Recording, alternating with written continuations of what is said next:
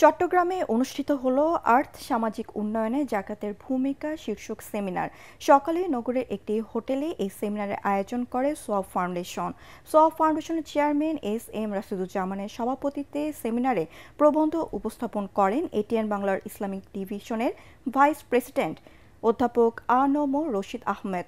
অন্যদের মধ্যে বক্তব্য রাখেন প্রফেসর ডক্টর আল্লামা সাইদ মোহাম্মদ আবু নোমান, প্রফেসর ডক্টর আ.ক.ম আব্দুল কাদের, প্রফেসর ডক্টর এনায়েত উল্লাহ পাটোয়ারি, ডক্টর মোহাম্মদ শাফিউদ্দিন মাদানী, ডক্টর কামাল উদ্দিন ও প্রফেসর মোহাম্মদ মুজাহিদুল ইসলাম চৌধুরী। এতে বক্তারা জাকাতের অর্থ কিভাবে সমাজের উন্নয়নে ব্যবহার করা যায় তা তুলে ধরেন। এছাড়া রাষ্ট্র যেভাবে জনগণ থেকে ট্যাক্স আদায় করে সেইভাবে জাকাতের অর্থ আদায়ের উদ্যোগ গ্রহণ করা যায় কিনা তাও ভেবে দেখার অনুরোধ করেন।